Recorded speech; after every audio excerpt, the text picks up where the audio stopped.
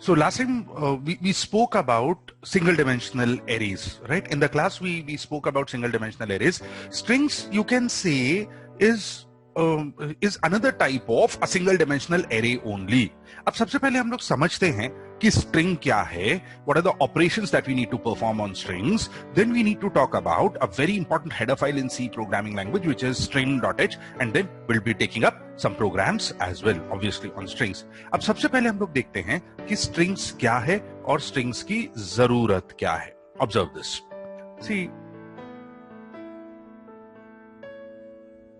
now look at this.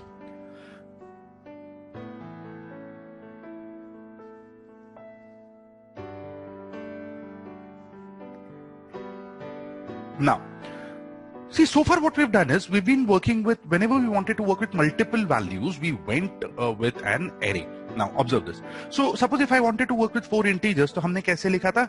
हमने लिखा integer a of 4. इसका मतलब था कि I want to work with 4 values of the type integer and I want to call them by the name a. तो what the system did is, system ने जाके आपके लिए कैसा array बना दिया, right? Needless to say, array के indexes होते हैं. अपने क्लास में इसके programs देखे थे. So, guys, just keep hello, just keep yourself muted because there's an echo. Okay.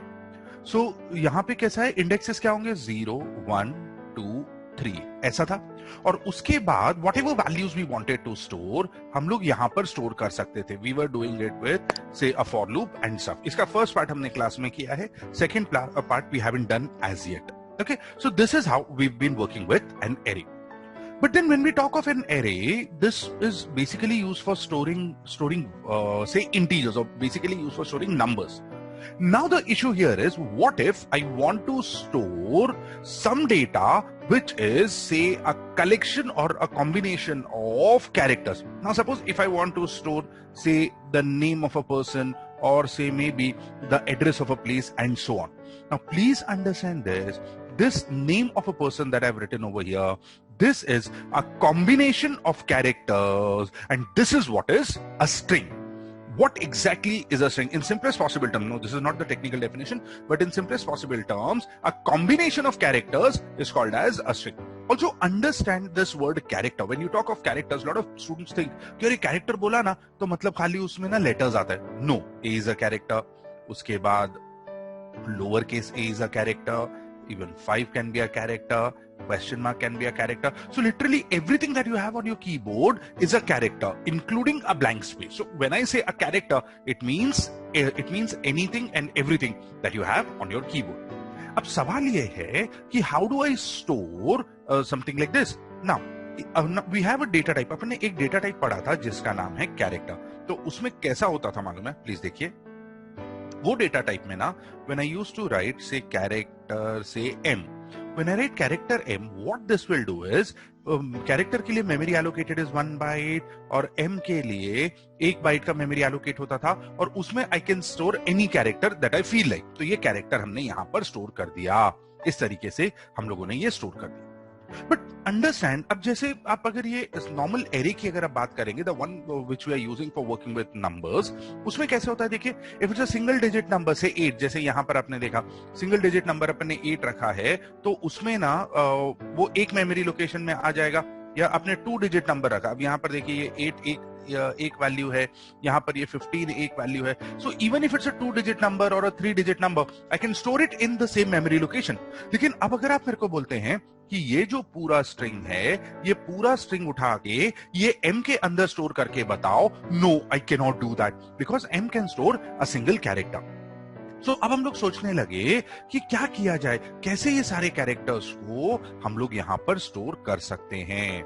तो जैसे हमने नंबर्स के साथ किया, I am planning to do exactly the same thing. मैं क्या करूंगा, ऐसा लिखने के बदले मैं लिखूंगा, now observe this, character this is S of say 10 ऐसा.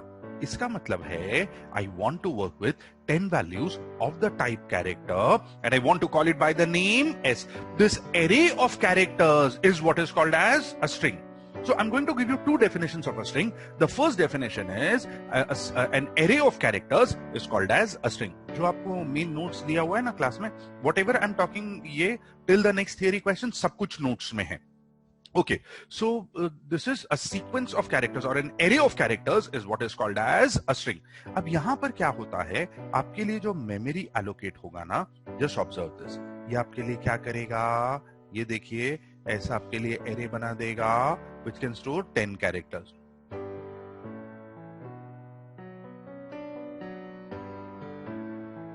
ऐसा.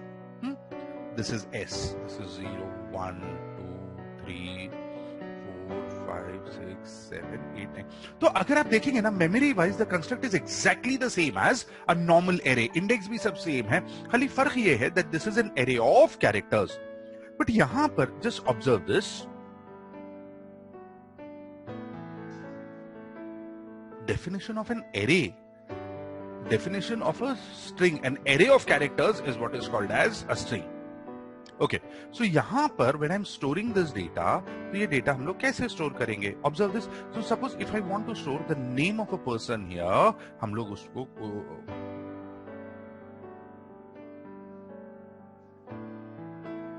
उसको store करेंगे ऐसा. Observe.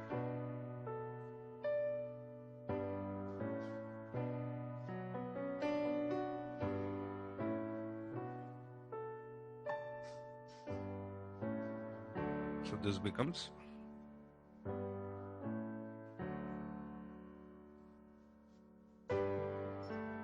just a sec.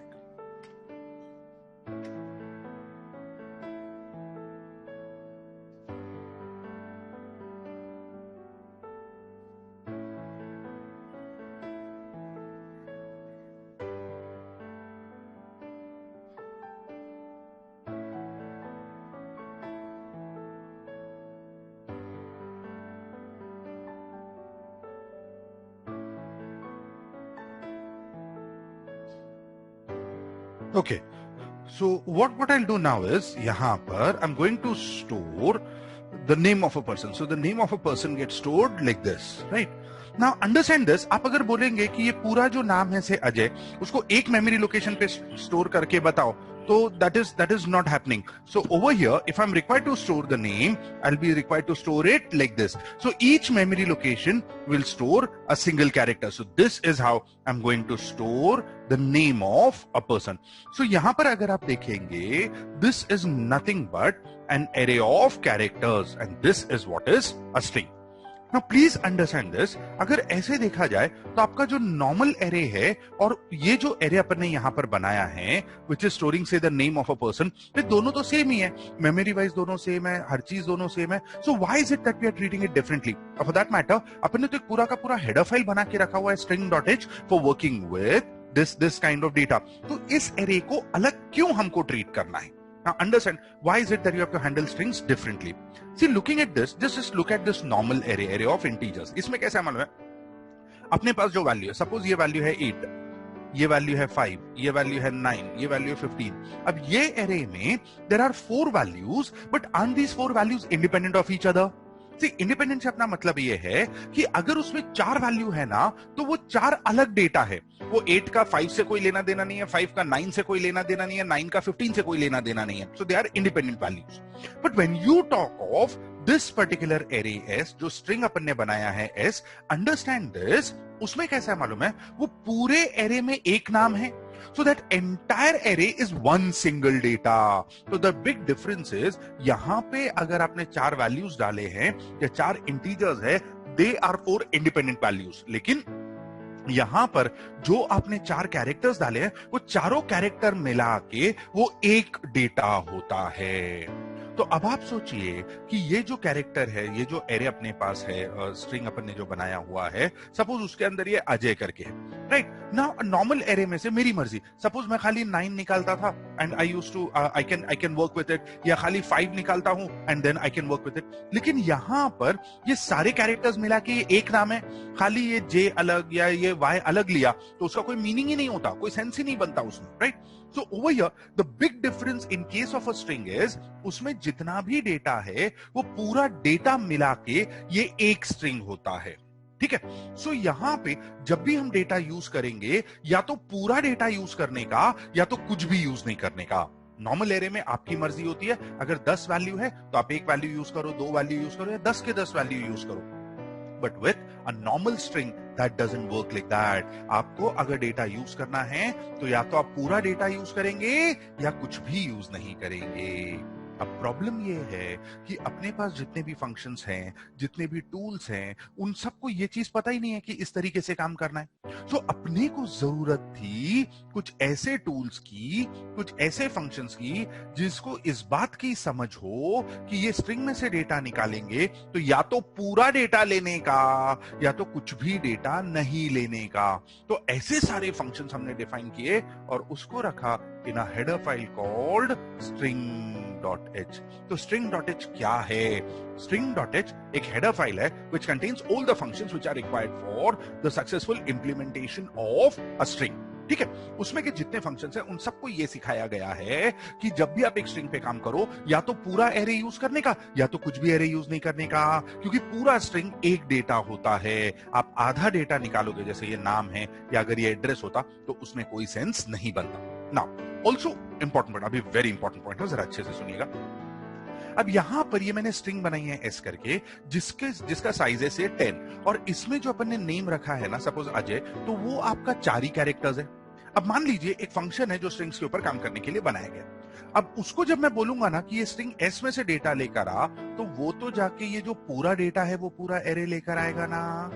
अब यहां पर अंडरस्टैंड, ये जो आगे की मेमोरी लोकेशन है 4, 5, 6, 7, 8, 9 वाली, वो खाली नहीं है, उसमें तो गार्बेज वैल्यूज है। नाउ आपको पता है कि खाली फर्स्ट 4 कैरेक्टर नाम है और बाकी आगे के जो वैल्यूज है वो गार्बेज वैल्यूज है। लेकिन सिस्टम को तो नहीं समझेगा ना, तो सिस्टम को कैसे पता चलेगा कि गार्बेज वैल्यूज कौन सा है? इसके लिए क्या होता है, जब भी हम लोग एक स्ट्रिंग रीड करते हैं, I'll talk about how to read a string and stuff, तो हम जब भी एक स्ट्रिंग रीड करते हैं, सिस्टम क्या करेगा, वो स्ट्रिंग रीड करके उसके आगे हमेशा उसके एंड में एक स्पेशल कैरेक्टर डालेगा which is \0। This character is called as a null character।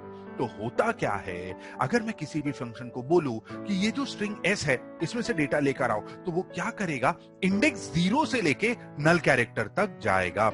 In fact ये बात आप अच्छे से समझ लीजिए कि C और C++ में बिना नल कैरेक्टर के ये डेटा को स्ट्रिंग माना ही नहीं जाता है। तो अगर और एक डेफिनेशन मैंने आपको देना है स्ट्रिंग की सी में, तो I will tell you a null terminated array is called as a string. एक एरे जो कि नल कैरेक्टर से टर्मिनेट होता है उसको हम स्ट्रिंग बोलते हैं। तो स्ट्रिंग के 2 डेफिनेशन क्या है सी में?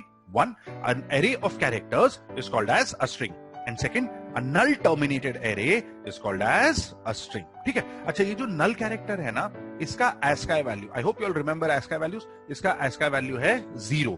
तो ये होता ही है स्ट्रिंग के एंड में। अभी ना next I am going to talk about some functions for reading strings and stuff, लेकिन ना आप ये समझिए कि नल कैरेक्टर के बिना वो स्ट्रिंग होती ही नहीं है। वापस से क्या 2 डेफिनेशन है स्ट्रिंग्स का? A sequence of characters is what is called as an array, या an array of characters is called as a string, and a null terminated array is called as a string। See, आज आपको कुछ भी लिखना नहीं है, because everything that I am discussing is there in the notes, even the programs that I'll be discussing ये सारे notes में है। You'll just be typing stuff। ठीक है, यहां तक आपकी समझ में आ रहा है string क्या है? So अभी तक we were just introducing the idea of strings। Let us now understand how to work with strings। और strings के बारे में एक बड़ा important point अभी अपने को समझना है। अब वो क्या है, देखिए। See,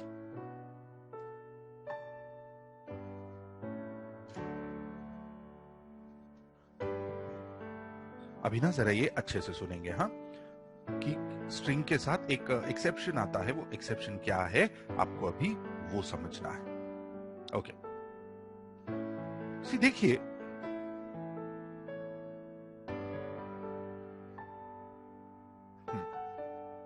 सपोज ना मैंने एक स्ट्रिंग बनाई है, यहां पर मैं लिखता हूं से कैरेक्टर से s ऑफ 10, ये मैंने एक स्ट्रिंग बना दिया। ठीक है, ये क्या करेगा, ये आपके लिए एक स्ट्रिंग बना देगा ऐसा ऑफ साइज 10। वो सब सोचने का ही नहीं है। तो सेम जैसा नॉर्मल एरे का इंडेक्सेस होता है ना, सब वैसा ही है। String is nothing but a one dimensional array. This is 0 1 2 3 4 5 6 7 8 और एक आएगा से 9। ठीक है, तो ये आपकी बन गई स्ट्रिंग, राइट ना। अब मैंने क्या करना है, मैंने स्ट्रिंग तो ऐसे बना ली। अब मान लीजिए ये स्ट्रिंग मेरे को रीड करना है, तो ये स्ट्रिंग रीड करने के लिए मेरे पास फंक्शन क्या है मालूम है? मैंने फंक्शन लिखा scanf। स्ट्रिंग के लिए फॉर्मेट स्पेसिफायर क्या होता है? %s। ठीक है, $s। ये अपने लिए स्ट्रिंग रीड करेगा। ये मैंने स्ट्रिंग रीड कर लिया। ना अंडरस्टैंड दिस, सपोज ये स्ट्रिंग रीड करने का है, अब आप इसके साथ स्ट्रिंग रीड कर रहे थे। अब जब आपने स्ट्रिंग के लिए डेटा दिया, suppose you were required to enter some name, तो आपने जो इनपुट दिया ना, आपने मेरे को इनपुट दिया नेम से ABC स्पेस, और आपने मेरे को सरनेम दे दिया DEF। आपने ये मेरे को सरनेम दे दिया। सो आपको नेम एंटर करना था ये स्ट्रिंग में, तो आपने क्या किया? नेम स्पेस और सरनेम, ऐसा मेरे को डेटा दे दिया ना। scanf की मदद से मैं ये स्ट्रिंग रीड करता हूं। अब जब scanf की मदद से मैं स्ट्रिंग रीड करूंगा, तो ये यहां चला गया, मैंने ये डेटा रीड कर लिया ABC, ये आपका नेम आ गया। उसके बाद यहां पर आपने स्पेस दिया था सरनेम के पहले। Now as soon as this scanf statement sees this blank space, वो क्या करेगा? It will stop reading the data and it will add a null character which is \0। That's it. वो इतना रीड करके रुक जाएगा। मतलब क्या हुआ? मतलब ये हुआ that scanf can read strings, but scanf cannot read strings with blank spaces. scanf cannot read strings with blank spaces. आप समझिए, scanf वगैरह जो भी अपने सारे functions है ना, ये numbers के साथ काम करने के लिए बनाए गए हैं। Now these numbers could be 2-digit numbers, 3-digit numbers, 4-digit numbers, n-digit number. अरे कितने भी digit हुए numbers में, तो उसके अंदर blank space तो आता ही नहीं है ना। तो इनको कभी किसी ने सिखाया ही नहीं है कि भाई blank space के साथ कैसे काम करने का है। That is why scanf function will not be able to work with strings. Now please understand this, get things right. I'm not telling you that scanf cannot read strings. I'm saying that scanf cannot read strings with blank spaces, क्योंकि वो कभी blank space के साथ काम करने के लिए बना ही नहीं है। तो अब प्रॉब्लम ये है कि जब अपन स्ट्रिंग की बात करते हैं, suppose if I talk of name of a person या maybe address of a place, अब उसमें तो ब्लैंक स्पेस आएगा ही। मैं आपको ये बोल ही नहीं सकता कि नहीं नहीं अरे नेम दे रहे हो तो उसमें ब्लैंक स्पेस नहीं होना चाहिए, या एड्रेस दे रहे हो तो उसमें ब्लैंक स्पेस नहीं होना चाहिए। अरे ये सब तो चलेगा ही नहीं, ऐसा होता ही नहीं है। सो करे तो क्या करें? अपने को जरूरत थी एक ऐसे फंक्शन की जो हमारे लिए स्ट्रिंग रीड कर सके with or without blank spaces, and that is why we have another function called getS. getS function क्या है? getS function is used for reading a string. getS function can read strings with or without blank spaces. तो ये same string जो है ना, अगर मेरे को रीड करना है getS से, तो क्या करने का मालूम है? खाली इतना ही लिखने का getS और इसमें लिख देने का s. So what this will do is this will read the string. अब getS को यह सिखाया गया है कि जब तक यूजर एंटर हिट नहीं करता, तब तक आपको इनपुट रीड करते रहना है। तो ये कैसे करेगा? Observe this. यहां पे सपोज अब जब मैं getS के थ्रू ये स्ट्रिंग रीड कर रहा हूं, और सपोज आपने यही नाम दिया मेरे को, ABC is the name space and DF, तो क्या करेगा? ABC रीड करेगा, स्पेस ऐड करेगा और DEF रीड करेगा, और एंड में नल कैरेक्टर डाल देगा। सी आप स्ट्रिंग्स आप scanf से रीड कीजिए या getS से रीड कीजिए या कोई भी फंक्शन से रीड कीजिए, it will add a blank null character at the end of that particular string. उसके बिना ये स्ट्रिंग माना ही नहीं जाता है। So what ये ना वाइवास का भी पॉपुलर क्वेश्चन है, limitation of scanf. scanf can read strings but scanf cannot read strings with blank spaces. That is why we use getS function for reading a string. ना ये तो होगी string को रीड करने की बात। अब बात करेंगे प्रिंटिंग अ स्ट्रिंग। देखो प्रिंट करने के लिए कोई प्रॉब्लम नहीं है, अपने पास नॉर्मल जो अपना printf फंक्शन है ना, अपन वो यूज कर सकते हैं। printf %s and say the name of the string is also s. तो ये हमने यहाँ पर डिस्प्ले कर दिया। Now please understand, printf का कोई प्रॉब्लम नहीं है। printf can display any string with or without blank spaces. लेकिन हर फंक्शन को कॉम्प्लीमेंट करने के लिए एक दूसरा फंक्शन होता है, जैसे scanf के लिए printf है, ऐसे ही getS को कॉम्प्लीमेंट करने के लिए जो दूसरा फंक्शन अपने पास है वो है puts function. So if I want to display a string using puts function, this is how I'll write it. So getS function is used for reading a string.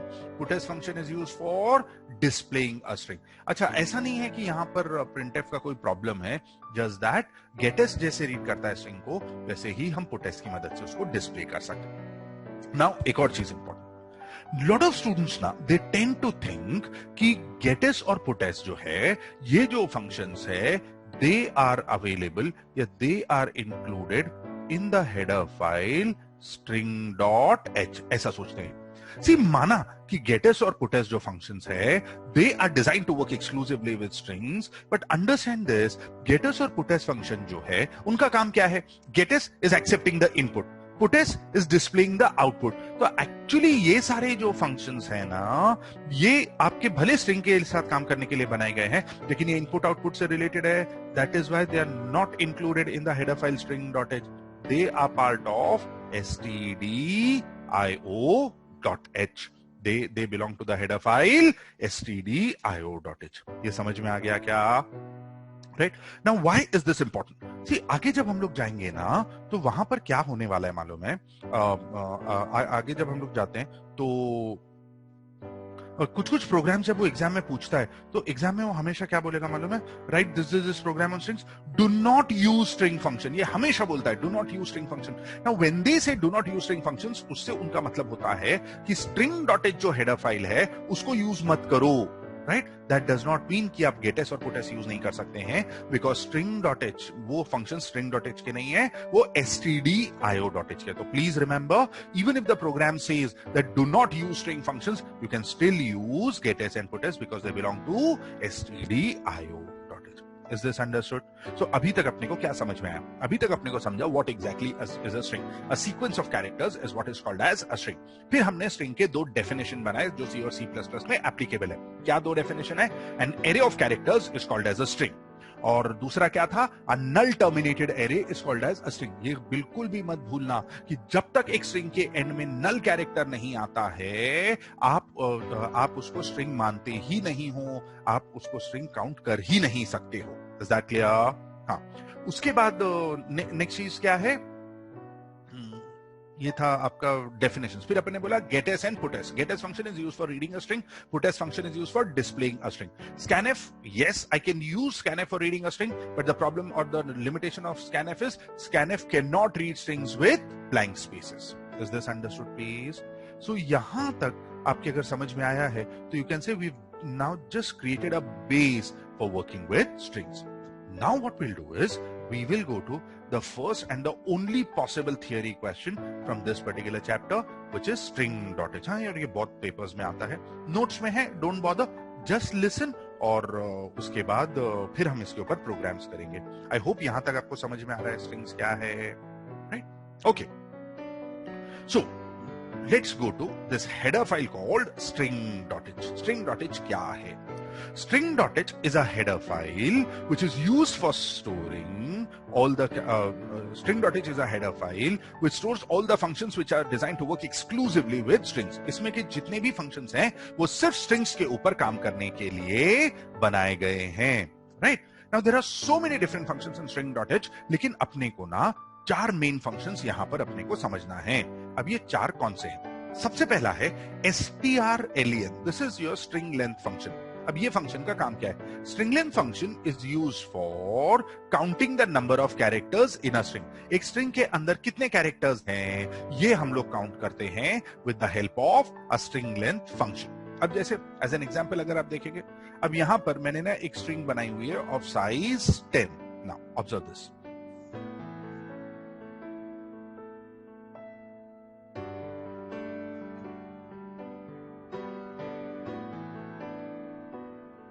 ये आपकी स्ट्रिंग है. अब मैं क्या करता हूं, यहां पर आपसे एक स्ट्रिंग रीड करता हूं, एंटर स्ट्रिंग, और getS s करके मैं ये स्ट्रिंग रीड करता हूं. इफ यू सी getS में कुछ एम्परसेंड वगैरह कुछ भी नहीं है, getS s ये मैं स्ट्रिंग रीड करता हूं. तो सपोज आपने मेरे को स्ट्रिंग दिया A B C D, getS automatically उसके एंड में नल कैरेक्टर ऐड कर देगा. Now suppose if I want to count the number of characters in the string, तो मैं कैसे करूंगा? स्ट्रिंग लेंथ ऑफ एस, खाली स्ट्रिंग लेंथ फंक्शन को कॉल करने का. But if I want to use a string length function, needless to say I am required to include the header file string.h in my program. जब तक मैं string.h include नहीं करूंगा, मैं कोई भी string.h का फंक्शन यूज नहीं कर सकता हूं. सो स्ट्रिंग लेंथ फंक्शन क्या करेगा? वो ये स्ट्रिंग में जाएगा, it will count the number of characters in the string. अब जैसे ये स्ट्रिंग आपके सामने है, तो इसके अंदर 4 कैरेक्टर्स है ना, तो वो आपको वैल्यू रिटर्न कर देगा 4. नीडलेस टू से वो आपका जो नल कैरेक्टर है उसको काउंट नहीं करता. तो x का वैल्यू कितना हो गया? 4. And now I will display number of characters is x. x का वैल्यू कितना है? 4. So it will display the output as 4. So if you want to count the number of characters in a string, which is the function, this is your string length function. ठीक है? First function अपने कौन सा देखा अभी? String length function. Sir अगर space के साथ लिखा हो कैरेक्टर तो? Space is also a character, space is also counted. आपने देखा होगा स्ट्रिंग लेंथ के एप्लीकेशन, आप ट्विटर पे अगर कुछ टाइप करते हो या आपके एसएमएस में कुछ टाइप करते हो, everything and anything that you type is counted. So even a space is a character. ठीक है? Okay. Now, second is your string copy function. String copy क्या करता है? String copy is used for copying the contents of one string into another. String copy क्या करता है? It is used for copying the contents of one string into another. अब जैसे यहां पर आप देखिए, यहां पर मैंने ना 2 स्ट्रिंग्स बनाई है, एक है s और एक है s1. वो 2 सेमीकोलन का कोई सिग्निफिकेंस नहीं है, वो गलती से आया. तो s and s1 are 2 different strings. अब मैं क्या करता हूं? आपसे पहला स्ट्रिंग रीड करता हूं. पहला स्ट्रिंग रीड कर लिया से s में. अब मैंने क्या करना है? जो भी s का डेटा है उसको s1 में कॉपी करना है. तो मैं कैसे लिखूंगा? strcpy string copy s1, s. इसमें हमेशा याद रखिए आपका डेस्टिनेशन पहले आता है और सोर्स बाद में आता है. तो s का data will get copied into s1 इधर. ठीक है? सी अगर आप लिखते s, s1 तो उल्टा हो जाता है, वो s1 का डेटा s में कॉपी करता. तो स्ट्रिंग कॉपी में जो पहला होता है वो हमेशा डेस्टिनेशन होता है और जो दूसरा होता है वो हमेशा सोर्स होता है. तो this function is copying the contents of s into s1. तो आपके स्ट्रिंग का डुप्लीकेट बन गया. Now if you display s1, it will display whatever you had entered for s. सो इस तरीके से you can create the copy of a string. ठीक है? ये समझ में आ गया? Right, this is your string copy function. तो अभी तक 2 इंपॉर्टेंट फंक्शन अपने को समझ में आ गए. सर एक और बार. एक minute. String length and string copy. String length क्या है? String length is used for counting the number of characters in a given string. और स्ट्रिंग कॉपी क्या है? String copy is used for copying the contents of one string into another. Right, so that is what is your string copy function. अपने लिए अपने syllabus में जो सबसे important है वो ये वाला फंक्शन है, which is string compare function. और आगे ना स्ट्रक्चर्स चैप्टर में एक बहुत ही इंपॉर्टेंट प्रोग्राम में I am going to make use of this particular function. तो अभी ना अपन जरा स्ट्रिंग कंपेयर फंक्शन अपन ना बहुत अच्छे से यहां पर देखते हैं. स्ट्रिंग कंपेयर फंक्शन क्या है? ऑब्जर्व. सी सपोज अभी ना मेरे पास ना 2 स्ट्रिंग्स है.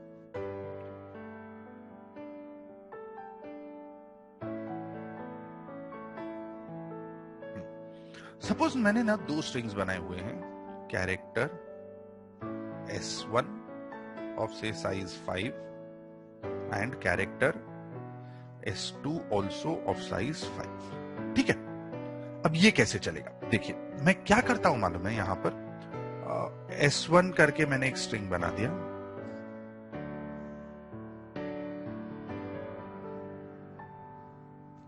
which has 5 capacity. मैंने s2 करके एक और स्ट्रिंग बना दिया.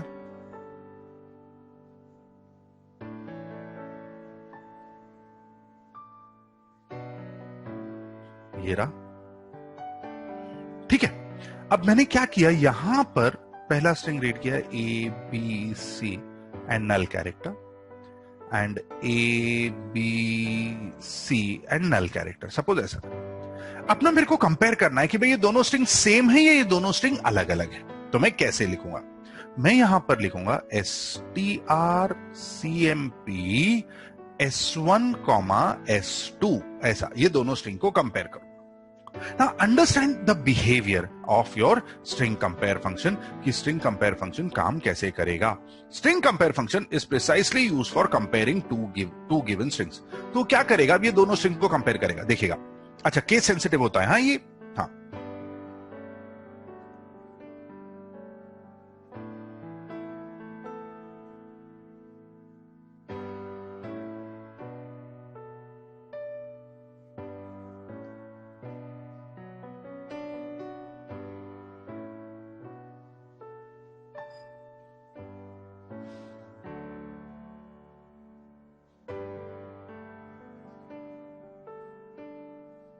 अगर दोनों स्ट्रिंग्स अलग है, अगर दोनों स्ट्रिंग्स अलग है तो जो भी दो कैरेक्टर्स के एसकाई वैल्यूज में जो डिफरेंस है वो रिटर्न करता है आपका स्ट्रिंग कंपेयर फंक्शन.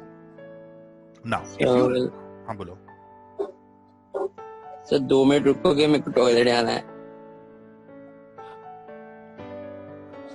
तो जाओ आप. सो यहां पर अपने पास दो स्ट्रिंग्स है S एंड S1. अपने पास S और S1 करके दो स्ट्रिंग्स है. इसमें अपन ने क्या किया है, this is your first string right. अपन ने S में स्ट्रिंग रीड कर लिया, अपन ने पहला स्ट्रिंग S में रीड कर लिया, अपन ने दूसरा स्ट्रिंग S1 में रीड कर लिया, S and S1. Now I right string compare S, S1. ये क्या करेगा, ये दोनों स्ट्रिंग्स को कंपेयर करेगा. अगर दोनों स्ट्रिंग सेम निकले तो X को क्या वैल्यू मिलेगा, 0. ठीक है, अगर X का वैल्यू 0 हो गया तो यहां पर we will say that the strings are the same. But suppose अगर दोनों स्ट्रिंग्स में किधर भी मिसमैच है ना, तो X will get some value other than 0. The value could be positive, the value could be negative. तो जो भी वैल्यू था वो x में आ जाएगा. And then suppose x में वैल्यू आया 5, तो 5 is equal to 0 is false. We'll say that the strings are not the same. Is this understood? तो string compare function one last time क्या करता है? String compare function is used for comparing the two strings. If the two strings are identical, it returns a 0.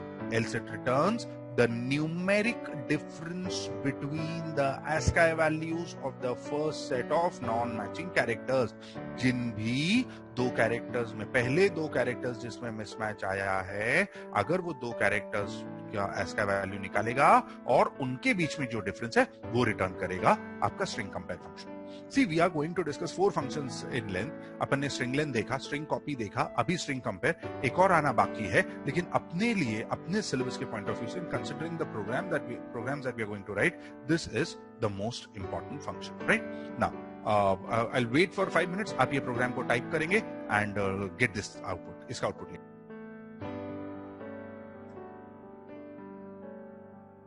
Okay. The next function that we have is string concatenation, strcat. String concatenation is used for joining any two given strings. See, suppose आपने ना data enter करते समय आपने name enter किया है और से surname enter किया है, but while displaying I want to join them कि नेम और उसके आगे मेरे को सरनेम अटैच करके यूज करना है या डिस्प्ले करना है. Then I use string concatenation function. Now concatenation is also something which is used frequently while writing the programs on strings. Now observe this, how exactly string concatenation function will work. अब यहां पर हमने दो strings बनाई हैं, S and S1. आपका first string read कर लिया S में, आपका दूसरा स्ट्रिंग रीड कर लिया S1 में, right? Now what I need to do is I want S1 to be concatenated at the end of S. तो मैं कैसे लिखूंगा, strcat S, S1. So suppose if ABC was S1 and say S2 was DEF, वो क्या करेगा, इसके आगे लाके इसको ऐड कर देगा and this data will get added to S itself. Now please remember, when I write S, S1, S1 का data will be concatenated at the end of S. The sequence matters. Needless to say, S has to be big enough to be able to accommodate both the strings, नहीं तो there would be some data loss over here. तो string concatenation function क्या करेगा, string concatenation function will accept two strings, it will join the two strings and then using put as I can display the string. So this completes the short note question on string.h. क्या था ये? String.h is a header file which is used for string.h is a header file that contains all the functions which have been designed to work exclusively with strings. यहां पर हमने 4 functions देखे. कौन से 4 function देखे? सबसे पहला string length. It is used to determine the length of a given string. String copy. It is used for copying the contents of one string into another.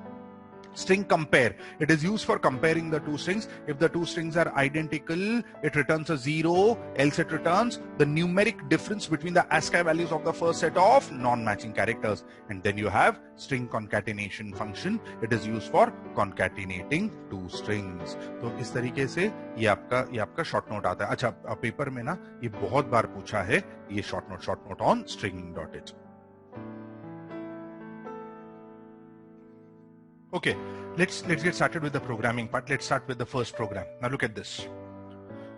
Now this question says, write a program to read a string, count the number of characters in the string, reverse a string, and display the original and the reverse string. Do not use string functions. Now this is pretty important from the examination point of view. See, जब भी वो बोलते हैं do not use string function, उनका मतलब होता है that you cannot use the header file string.h or the functions belonging to string.h. But that doesn't mean that you cannot use you cannot use getS and putS. You can use any function that you want, but not the ones which belong to the header file string.h, right? Now, also you need to understand the way we go about writing the loops, because the loops remain pretty similar when you keep going from one program to another. तो अभी इसमें अपने को क्या करना है?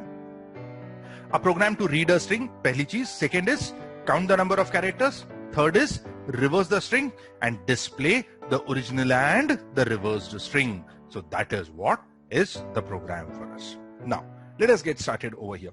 The first program आपको अगर समझा ना, तो बाकी programs ना they remain pretty much identical. अब ये प्रोग्राम में देखिए हमने क्या किया हुआ. Observe. In this program I am writing say हमने 2 स्ट्रिंग्स बनाई है, S एंड S1. ठीक है. So the idea here is S is going to store the original string and S1 is going to store the reversed string.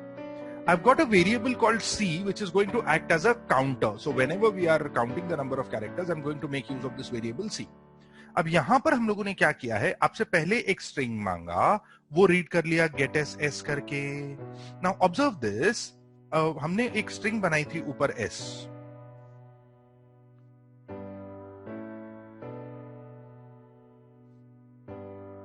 ऐसा.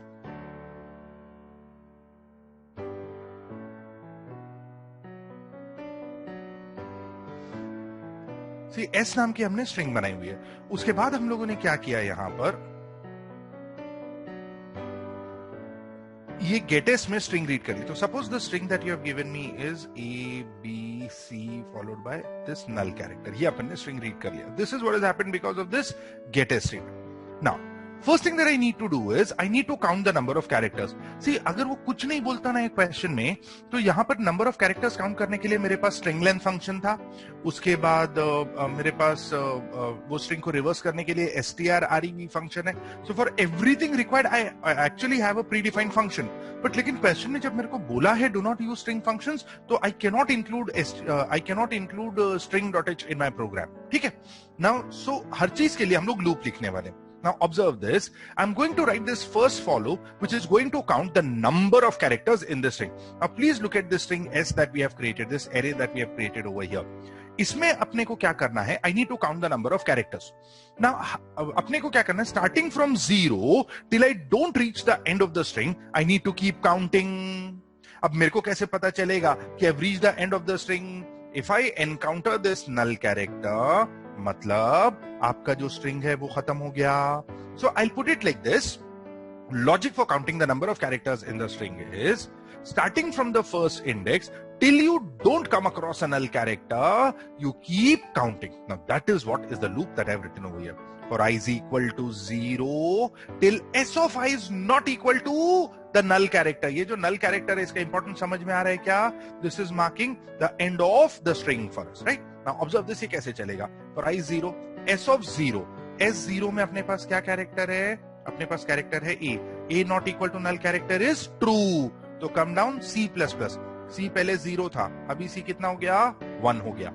यहां से वापस जाएंगे, आई प्लस प्लस आई पहले 0 था, अभी कितना हो गया 1 हो गया। अब आप इधर आइए, S1 में क्या है B है, B not equal to null character is true, come down, C plus plus is 2, second character आ गया। I प्लस प्लस पे जाएंगे, I plus plus is now 2, यहां आएंगे, now this is S of 2 is what C not equal to null character is true, come down, C plus plus is 3, third character मिल गया। फिर I plus plus हो जाएगा 3, फिर इधर आएंगे S of 3, अब देखिए at this index 3 in S I have a null character not equal to null character is false, condition fails, this loop terminates। जब ये loop terminate होगा, this variable C has a value 3, तो basically this C is now having the count, or you can say variable C gives me the number of values in this particular string, the number of characters in this string। उतना आपकी समझ में आ गया please? Okay, so the first part is taken care of, जिसमें हमने क्या किया है, we just counted the number of characters in the string, ठीक है। नाउ गोइंग फर्दर, अब ये कैसे होगा देखिए। Now what I need to do is I need to get the reverse of a string. Now understand the strategy please. अपन ने ना एक स्ट्रिंग यहां पर बना के रखी हुई है S, ये अपन ने स्टार्ट में बनाया था, ऑफ साइज 10,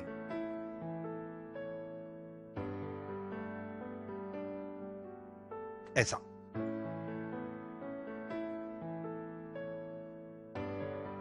सपोज आपने एक स्ट्रिंग में कैरेक्टर्स रीड किए थे A, B, C एंड से नल कैरेक्टर। अब ना अपन ने एक दूसरी स्ट्रिंग बना के रखी हुई है S1 which is going to store the reverse of this particular string. इसका भी साइज अपन ने 10 दिया हुआ।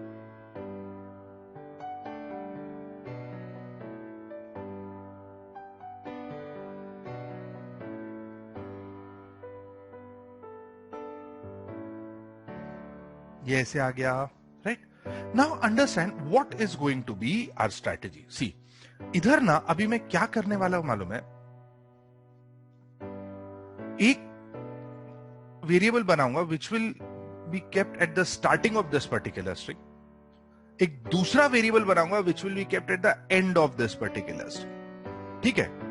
फिर क्या करूंगा, ये S स्ट्रिंग में जो भी डेटा है उसको S1 में कॉपी करूंगा। अब सोचना यह है कि हाउ डू आई असाइन और हाउ डू आई इनिशियलाइज से स्ट्रिंग S एंड S1, ये अभी अपने को देखना यहां पर जरूरी है। प्लीज जरा देखिए। सी, यहां पर ये जो वेरिएबल्स अपने को इनिशियलाइज करने का है ना S1 में, this is straightforward कि यहां पर I need to start with the first index, so I'm going to make use of this variable I which I'm going to initialize as 0, so this has to start at the beginning of S1। But understand, ये जो दूसरा variable अपने को बनाना है, say I am planning to make use of this variable J, this has to go at the end of this particular string. ना एक चीज आप समझिए, अभी अभी अपन ने काउंट किया है how many characters are there in the string. देखिए, अगर there are 3 characters in that string, the last character would be at index 2, या अगर 10 कैरेक्टर होते तो the last character would be at index 9। अब यहां पर if there are C characters, my last character would be at index C-1। इसलिए आप देखिए, I have written for I is equal to 0 and J is equal to C-1। तो I का value कितना है 0, J का वैल्यू C-1। अभी अभी प्रीवियस स्लाइड पे आपने देखा था, when I counted the characters, तो C का वैल्यू था 3, तो J का वैल्यू कितना हो गया 2। ये बात समझ में आ गई? तो basically I have set this variable J to 2 and this variable I to 0। अब आप देखिए अपन क्या करते हैं। सी, यहां से हम लोग चालू कर रहे हैं, इसके लास्ट कैरेक्टर से कॉपी करना चालू करेंगे and we are going to move this way, right. तो starting from the last character which is at index C-1, जब तक my index is greater than और इक्वल टू 0, यहां से यहां तक गोइंग दिस डायरेक्शन, यहां से इंडेक्स 2 से चालू करके इंडेक्स 0 तक अपने को जाना है ना, डिक्रीमेंट करते हुए। तो जब तक ये स्ट्रिंग खत्म नहीं हो जाती तब तक observe this, I is equal to 0, J is equal to C-1, J का वैल्यू अभी 2 है। Now look at this, 2 greater than equal to 0 is true। तो यहां आएंगे, J का वैल्यू इज 2 एंड I का वैल्यू इज 0। S2 का value S1 of 0 में कॉपी होता है। ये S2 में क्या है C, S1 of 0 में कॉपी हुआ, ये C इधर आ गया। फिर वापस जाऊंगा i प्लस प्लस। सी अपने को क्या करना है, ये i को ऐसे लेके चलना है इस डायरेक्शन में और j को ऑपोजिट डायरेक्शन में लेना है। तो अपन जाएंगे i प्लस प्लस, तो i 0 से 1 हो गया, j माइनस माइनस j 2 से माइनस माइनस करके 1 हो गया। तो अभी i और j दोनों 1 हो गए। अब मैं वापस आऊंगा, अब ये j का वैल्यू कितना है 1, 1 greater than equal to 0 is true. अभी आप देखिए j का वैल्यू फिलहाल कितना है 1, i का वैल्यू कितना है 1। S1 gets copied to S1 of 1, S1 में क्या है b, copy to S1 of 1, तो ये इधर आ गया। Go back i plus plus, i 1 से 2 हो गया, j माइनस माइनस j 1 से 0 हो गया। आप इधर आइए, 0 greater than equal to 0 is true, come down, ये सब चला गया। j का वैल्यू अभी कितना है अपने पास 0, i का वैल्यू अपने पास कितना है 2, S0 gets copy to S1 of 2, तो ये इधर आ गया। फिर मैं वापस जाऊंगा, i plus plus is 3, j minus minus is 0 से माइनस 1 हो गया। अब जब मैं यहां पहुंचा, j का value is minus one is equal to 0 is false, this condition fails, loop terminates. तो आप अगर देखेंगे तो ये जो स्ट्रिंग s है उसका जो रिवर्स है वो मैंने स्ट्रिंग s1 में बना दिया है। Is this understood? Now as of now I am not talking of this statement, आप खाली इतना देखिए, पहले आगे का देखिए और उसके बाद इसके बारे में हम बात करेंगे। Now if I want to display the account, अपने वेरिएबल c में कैलकुलेट करके रखा हुआ है, तो this will display the account.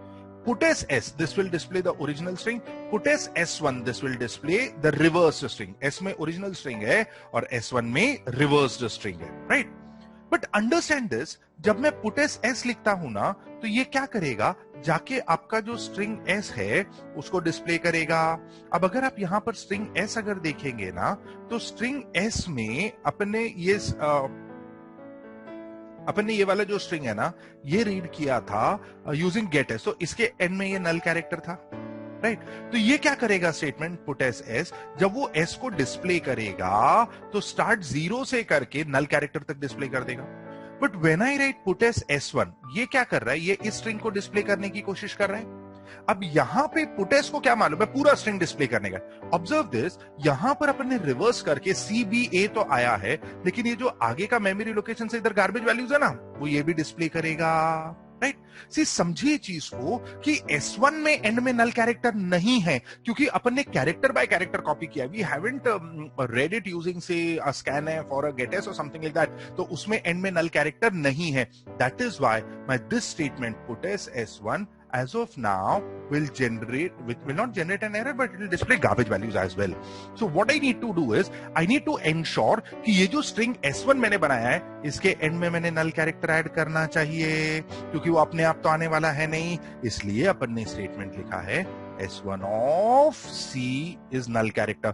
देखिए आपके ओरिजिनल स्ट्रिंग में जितने कैरेक्टर थे, अरे रिवर्स स्ट्रिंग में भी तो उतने कैरेक्टर आने वाले हैं क्या नहीं, बराबर? सो यहां पर 0 1 2 ये जो स्ट्रिंग था पहले जिसमें 3 कैरेक्टर थे, तो उसके रिवर्स में भी 3 ही कैरेक्टर आने वाले हैं। तो यहां पर आप देखिए, सी काउंट वाज 3, अपन ने प्रीवियस स्लाइड पे जब काउंट किया काउंट वाज 3। ये जो आपका ओरिजिनल स्ट्रिंग है उसमें आपका इंडेक्स 3 के ऊपर नल कैरेक्टर है। सिमिलरली यहां पर भी इंडेक्स 3 के ऊपर नल कैरेक्टर आने वाला है। तो यहां पर जो C का वैल्यू है is 3, at index C in S1 I've added a null character. That is what we've done. Most students now will forget this statement in the program and that will cause them all the marks. अगर वो नहीं होगा ना तो वो garbage values आएगा। तो अगर अब आप ध्यान से देखेंगे, यहाँ पर अपन ने क्या किया हुआ है, हम लोगों ने यहाँ पर ये वाला जो स्ट्रिंग है ये S1 of C, उसमें नल कैरेक्टर ऐड कर दिया, क्योंकि बिना नल कैरेक्टर के आप यहाँ पर ये पुटेस वाला जो स्टेटमेंट है वो चला नहीं सकते हो, वो आपको गार्बेज वैल्यू देगा। So what have we done in this program? In this program, we've created a string, we've counted the number of characters, we've reversed the string, and we've displayed the original and the reversed string. अच्छा, ये जो loop है ना यहाँ पर, ये वाला loop जरा आप समझिए अच्छे से। ये जो \0 वाला ये जो फॉर लूप लिखा हुआ है ना, ये बहुत सारे प्रोग्राम्स में सेम ही आता है। So you need to understand. कभी भी अगर आपको बोलना है स्ट्रिंग के स्टार्ट से लेके going till the end of the string, अगर आपको ऐसा बोलना है तो you will always be required to write this null character. Always remember ये आपके लिए कंडीशन बहुत इंपॉर्टेंट है। ये कंडीशन हमेशा आपको ये बताती है that I've reached the end of the string. So this is how you will perform the operations on the string. ये पूरा प्रोग्राम आपके पास नोट्स में है, 5 मिनट आप इसको टाइप करेंगे and then we continue further. See मैं क्या करने वाला हूं मालूम है, पहले ना एक स्ट्रिंग लेंगे, से सपोज S1, और उसको रिवर्स कर दूंगा मैं S2 या SN SN जो भी आप नाम लेना चाहो। फिर उनको ना कैरेक्टर बाय कैरेक्टर कंपेयर करेंगे ना। पहले ना पैलिंड्रोम का लॉजिक समझिए। ये मेरी ओरिजिनल स्ट्रिंग थी और ये मेरी यहां पर ये जो है ये मेरी रिवर्स स्ट्रिंग है। मैं क्या करूंगा, कंपेयर करूंगा फर्स्ट इंडेक्स पे फर्स्ट कैरेक्टर, नहीं दोनों भी सेम है, कोई मिसमैच नहीं है। अरे ये दोनों भी सेम है, ये दोनों भी सेम है, ये दोनों भी सेम है, ये दोनों भी सेम है। ये स्ट्रिंग भी खत्म हो गई, ये स्ट्रिंग भी खत्म हो गई, किधर भी मिसमैच नहीं मिला। मतलब रिवर्स करने के बाद जब मैंने कंपेयर किया तो किधर भी मिसमैच नहीं मिला, तो string is a palindrome. But suppose आपकी ये वाली स्ट्रिंग होती ABCD, इसको मैंने रिवर्स कर दिया। रिवर्स करने के बाद जब मैं कंपेयर करता हूं, जब मैं कंपेयर करूंगा मेरे को यही पहले कैरेक्टर में मिसमैच मिल गया, तो I will say that the string is not a palindrome. तो स्ट्रेटेजी क्या है, read a string, reverse that particular string, compare both the strings character by character. अगर किधर भी मिसमैच मिला तो string is not a palindrome, else the string is a palindrome. आपको strategy समझ में आ गई? Now observe this. What I do is I've created two strings here, S and S1. Variable C, again I'm going to make use of this as a counter. Same है previous program का। क्योंकि देखिए मेरे को अगर एक string reverse करना है तो उसके लिए मेरे को काउंटर लगेगा to count the number of characters, तो वो चीज हम यहां यूज करने वाले हैं। Now this variable found, now understand the rule of this variable found. This variable found, I'm going to make use of this as a Boolean variable. Now, what do you mean by Boolean variable? All those variables which can take only two values, true or false, they are called as Boolean variables. In C and C++, I'll say all those variables which can take only two values, 0 or 1, they are called as Boolean variables. अब found कोई built-in variable नहीं है। मैंने क्या किया है मालूम है, अभी ना ये variable found बनाया है और variable found को रखा है 0। बाद में मैं क्या करूंगा, स्ट्रिंग रिवर्स करने के बाद I keep comparing character by character, और अगर किधर भी मेरे को मिसमैच मिला ना तो I change this found to 1। यानी जब ये प्रोग्राम खत्म होगा, अगर फाउंड का वैल्यू 1 निकला तो हम लोग बोलेंगे कि देयर वाज अ मिसमैच, तो अपने को समझेगा that it was not a palindrome. लेकिन अगर मान लीजिए किधर भी मिसमैच निकलता ही नहीं है, तो eight the end of it found will remain 0, तो अपने को समझेगा अरे किधर भी मिसमैच नहीं मिला, मतलब the given string is a palindrome. तो फाउंड जो है it is eventually going to act as an indicator telling us whether the given string was a palindrome और नॉट। ऐसे जो वेरिएबल्स होते हैं ना, they are also called as flags. इसको फ्लैग भी बोला जाता है। See the reason is every flag indicates something. तो ऐसे ही ये जो वेरिएबल फाउंड है उसका जो भी वैल्यू होता है ना, it indicates something. If found is 0, तो what is it indicating? It indicates that there is no mismatch. If found is 1, it indicates that the match is the mismatch was found. तो ये काम है अपना ये वेरिएबल फाउंड का। ठीक है, अब मैंने क्या किया, सी इनिशियल पार्ट यहां तक प्रोग्राम सेम ही है। मैंने आपसे यहां पर एक स्ट्रिंग रीड कर ली and I have counted the number of characters. Now observe this. उसके बाद हमने एक लूप लिखा है which is going to get the reverse, आपके स्ट्रिंग को रिवर्स कर दिया। तो ये फॉर लूप तक your program is exactly the same as what we did. Now comes, actually देखा जाए तो पैलिंड्रोम के लिए सिर्फ ये वाला एक लूप अपने को यहां पर लिखना है। अब आप देखिए ये अपने लिए कैसे चलेगा। ऑब्जर्व, सपोज आपने ना एक स्ट्रिंग रीड किया था, सपोज से A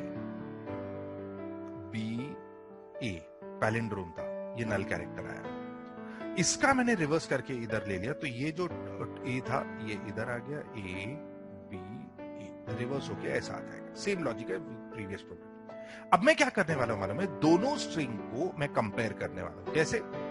देखिए, for I is equal to 0 starting from the first index till I don't reach the end of the string. अब यहां पर I0 S0 में क्या है, A not equal to null character is true, come down.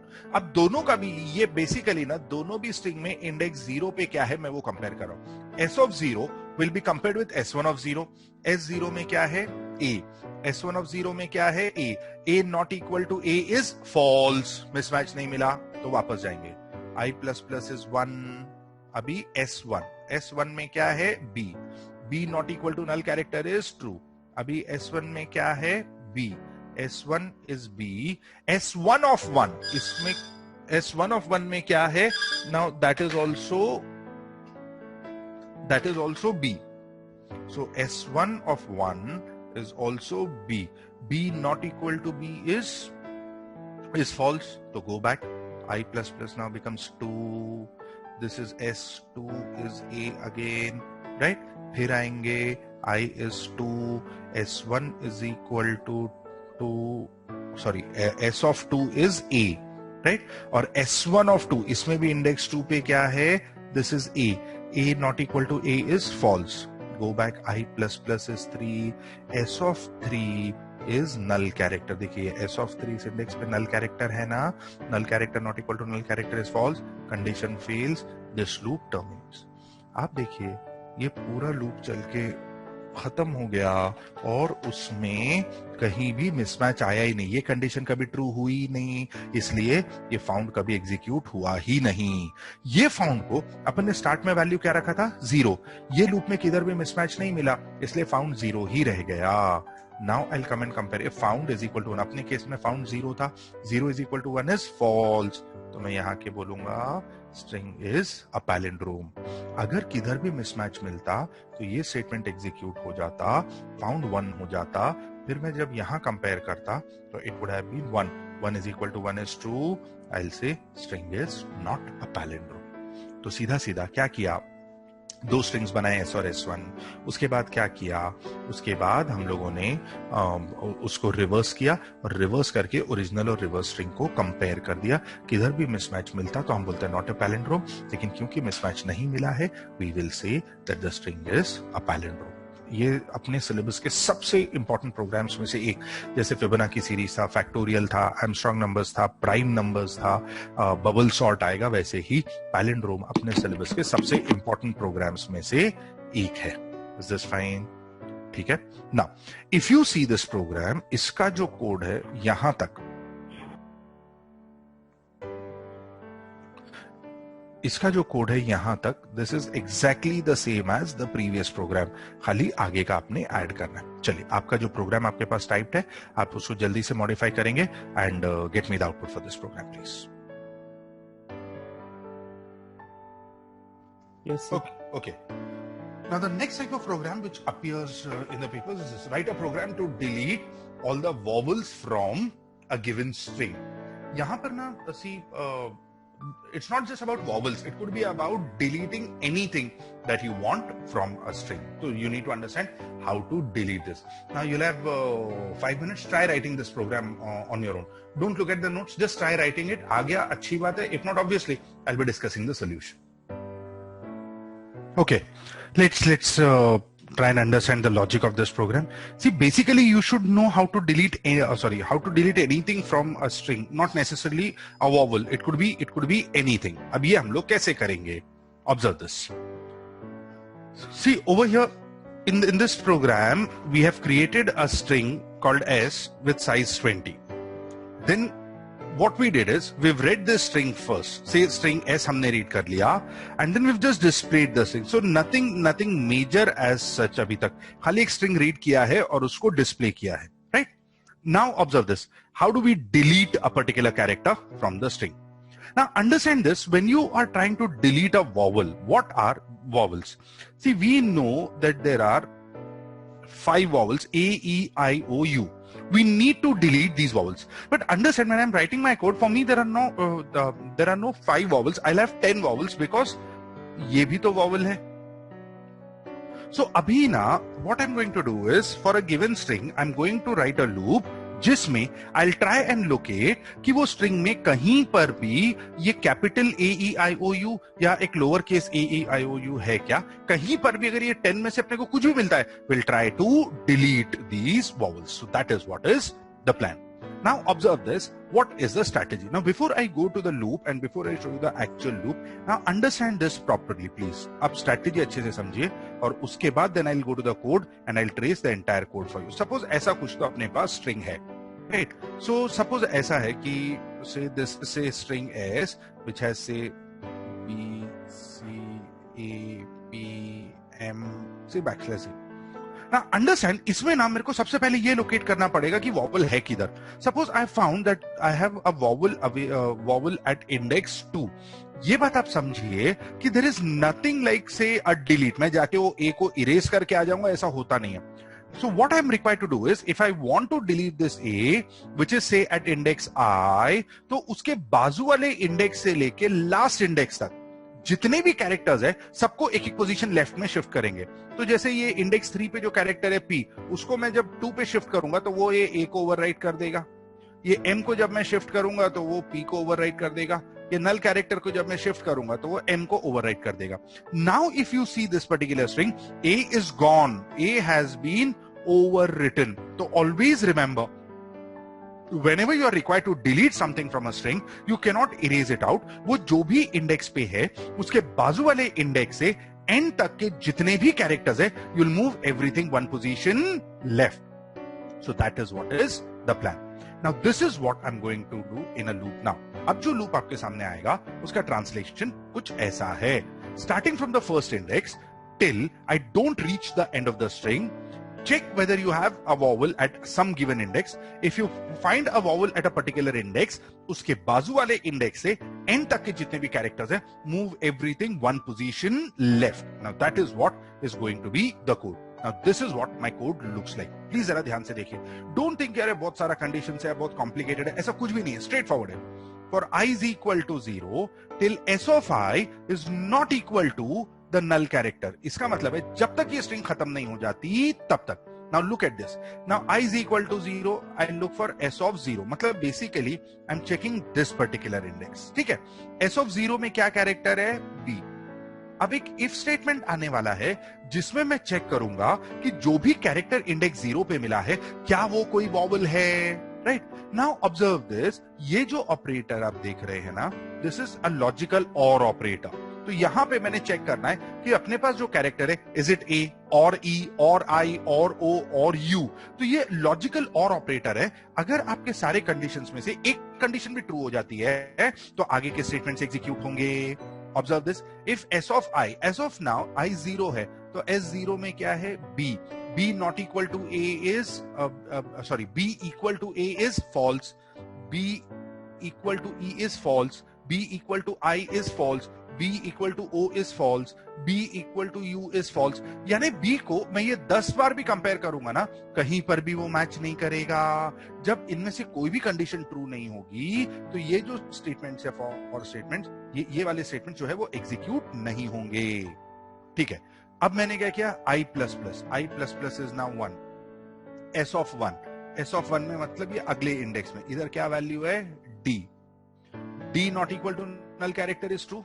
अब मैं compare करूंगा, D is equal to A is false, D is equal to E is false, D भी इनमें से किसी से भी मैच नहीं करेगा। इतना समझ में आ रहा है? Now look at this particular case. So अभी अपने को समझ गया कि अपन ने पहले 2 कैरेक्टर्स अपन ने चेक किए, वो किसी से भी मैच नहीं हुए। Now look what happens here. Now when I go to I plus plus is 2, S of 2 is what? A, right? Index 2 पर अपने पास क्या है? यहां पर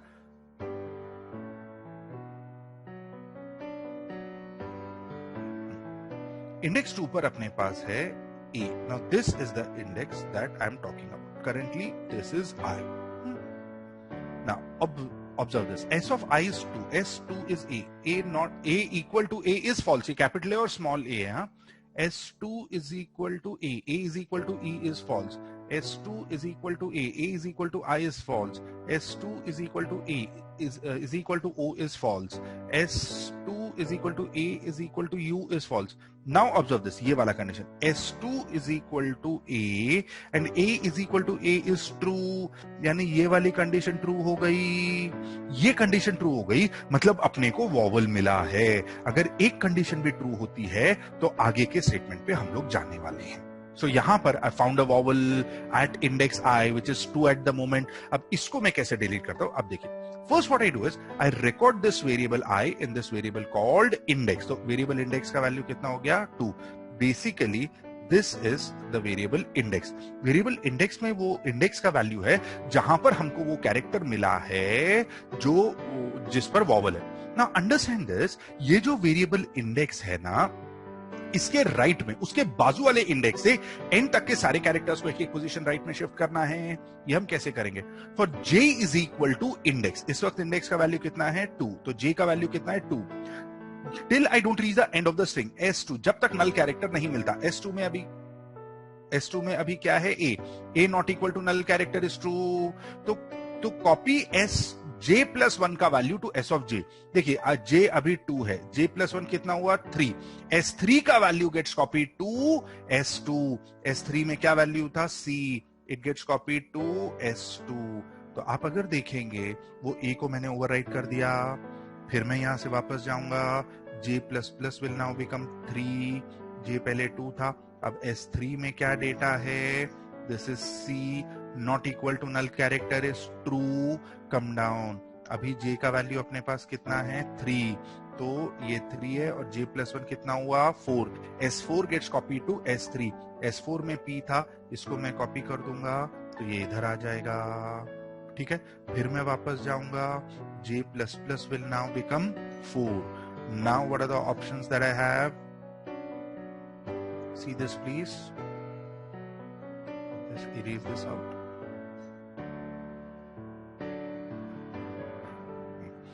Now when I go here S4 में क्या है? P not equal to null character is true. J अभी 4 है तो J plus 1 क्या है 5. S5 will get copied to S4. S5 में null character था, that has been copied here. तो अब देखिए सारे कैरेक्टर्स अपन ने ओवरराइट कर दिए। I go here, J plus plus is now 5. S5 में क्या है? null character not equal to null character is false. Condition fails. This for loop terminates. तो ये फॉर लूप ने बेसिकली क्या किया? ये फॉर लूप में I have located the value at index i और उसके बाजू वाले इंडेक्स से एंड तक के जो सारे कैरेक्टर्स है सबको 1 पोजीशन लेफ्ट में हमने शिफ्ट कर दिया है। This is how I am going to delete. Now important is ये लूप खत्म होने के बाद ये i माइनस माइनस क्यों लिखा है? आप ये समझे, most of you when you are writing this program you will forget this and that is where the problem will begin. ये क्या है? तो अभी मैंने क्या किया, इंडेक्स 2 के ऊपर जो भी वॉवल था उसको मैंने डिलीट कर दिया, forget this i minus minus. तो ये लूप खत्म हुआ। इसके बाद मैं यहां से फिर इधर वापस जाऊंगा, i plus plus will now become 3। तो मैं आगे जाके अगले इंडेक्स पे चेक करूंगा कि इधर वॉवल है क्या, और फिर सेम तरीके से उसको डिलीट करता चला जाऊंगा। So this is what is the plan. So I will basically reach an index, वहां पर अपने को अगर वॉवल मिला तो उस इंडेक्स पर का हम लोग वॉवल डिलीट कर देंगे और अगले इंडेक्स को चेक करेंगे। बट सोचिए सपोज सिचुएशन ऐसी होती,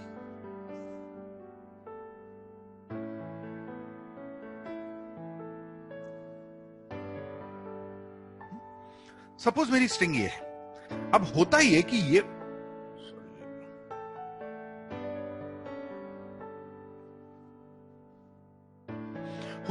मेरे पास जो स्ट्रिंग है, सपोज बी ए से ओ एम, सपोज ऐसा कुछ होगा। नाउ अंडरस्टैंड, इंडेक्स 1 के ऊपर ये वेरिएबल आ गया आई, मेरे को दिखा कि ये वॉवल है, तो मैं इसको ओवरराइट करूंगा। जब मैं इसको ओवरराइट करूंगा तो ये जो ओ है ये इधर आ जाएगा ए की जगह पे, ये जो एम है वो इधर आ जाएगा ओ की जगह। अब मैं अगर डायरेक्टली आई को इंक्रीमेंट करता हूं तो आई सीधा ये इंडेक्स पे आ जाएगा ना। प्रॉब्लम ये था कि अगर मेरे कॉन्जिक्यूटिव लोकेशंस में अगर वॉवल्स है और अगर मैं सीधा आई को इंक्रीमेंट करता हूं तो जो बाजू वाला वॉवल था वो अभी ये वाले इंडेक्स पे आ गया, जैसे ओ जो है इंडेक्स 2 से इंडेक्स 1 पे आ गया। तो यहां पर कॉन्जिक्यूटिव वॉवल्स अगर होंगे ना तो वो डिलीट नहीं होगा। तो मैं क्या करता हूं, after I have located vowel at a particular index, आगे जाने से पहले मैं आई को एक बार डिक्रीमेंट करता हूं। द रीजन इज, अगर यहां पर ये वेरिएबल आई, आप समझिए क्या कर रहे हैं,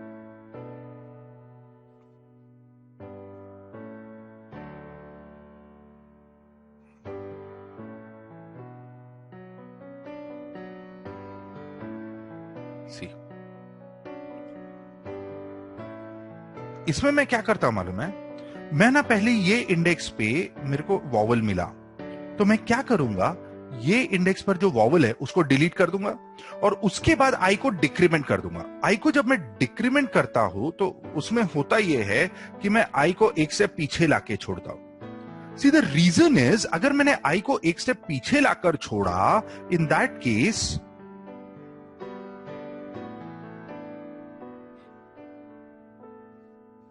केस जब मैं यहां से वापस जाके आई को जब इधर फिर से इंक्रीमेंट करता हूं ना, जब मैं इधर इंक्रीमेंट करूंगा तो आई फिर से ये इंडेक्स पे आ जाएगा। यानी I am making sure that delete करने के बाद जिस इंडेक्स पर से अपन ने वॉवल डिलीट किया वो इंडेक्स को दोबारा चेक करो और आगे जाओ। So this will delete consecutive vowels, नहीं तो आपके कॉन्जिक्यूटिव वॉवल्स डिलीट नहीं होंगे। तो अगर कोई मेरे से पूछे कि अगर ये आई माइनस माइनस नहीं लिखा तो क्या होगा, the program will still work but this will not delete consecutive vowels. ठीक है, so once this loop terminates we would have deleted all the vowels and then I'll display the string after deleting all the vowels। देखिए ये question में तो आपको vowels बोला गया है, आपको कुछ भी बोल सकता था कि delete all the blank spaces, delete this, delete that। तो कभी भी delete करना है तो you'll have to write a for loop like this, you'll have to search for a specific character and as and when you get those characters you'll delete them by shifting all the values। That is what